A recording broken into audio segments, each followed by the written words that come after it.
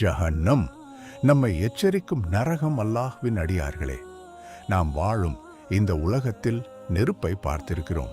அந்த நெருப்பு எவ்வளவு சூடாக இருக்கும் என்பதை நாம் அறிந்திருக்கிறோம்.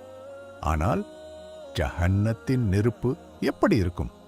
அல்லாஹ் குர்ஆனில் கூறுகிறான், நிச்சயமாக ஜஹன்னமுக்கு 7 வாசல்கள் உள்ளன. ஒவ்வொரு வாசலுக்கும் அவர்களில் ஒரு குறிப்பிட்ட பங்கு உண்டு.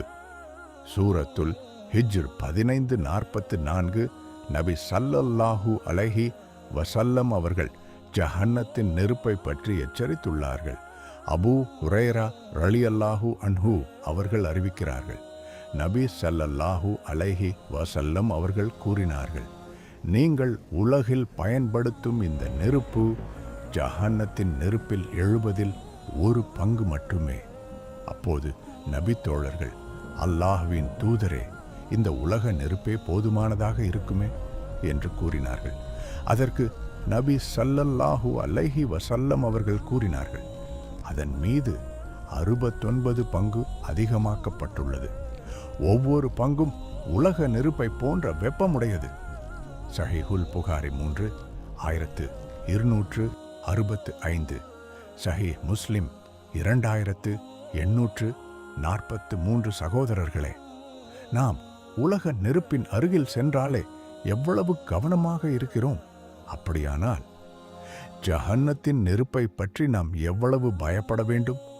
மற்றொரு சஹீஹான ஹதீஸில் நபி ஸல்லல்லாஹு அலைஹி வஸல்லம் அவர்கள் கூறுகிறார்கள், மறுமை நாளில் ஜஹன்னம் கொண்டுவரப்படும். அதற்கு 70,000 கடிவாளங்கள் இருக்கும்.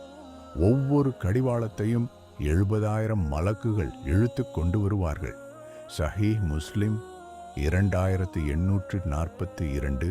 இவை வெறும் பயமுறுத்துவதற்காக சொல்லப்பட்ட வார்த்தைகள் அல்ல. நாம் நம்முடைய வாழ்க்கையை சிந்திக்க வேண்டும் என்பதற்கான அல்லாஹ்வின் எச்சரிக்கை. நம்முடைய தொழுகை எப்படி இருக்கிறது? நம்முடைய செயல்கள் எப்படி இருக்கின்றன? நாம் யாருக்கும் அநியாயம் செய்கிறோமா? தவறுகளை செய்துவிட்டு பரவாயில்லை என்று அலட்சியமாக இருக்கிறோமா? இன்னும் நேரம் இருக்கும்போதே அல்லாஹ்விடம் திரும்புவோம். தப்பா செய்வோம். தொழுகையை பாதுகாப்போம். பாவங்களை விட்டு விலகுவோம். அல்லாஹ்வின் அருளை நாடுவோம். யா அல்லாஹ், எங்களை ஜஹன்னத்தின் நெருப்பிலிருந்து பாதுகாப்பாயாக. எங்களுடைய பாவங்களை மன்னிப்பாயாக. எங்களுக்கு ஈமானுடன் வாழும் வாழ்க்கையையும் ஈமானுடன் மரணத்தையும் வழங்குவாயாக. ஆமீன்.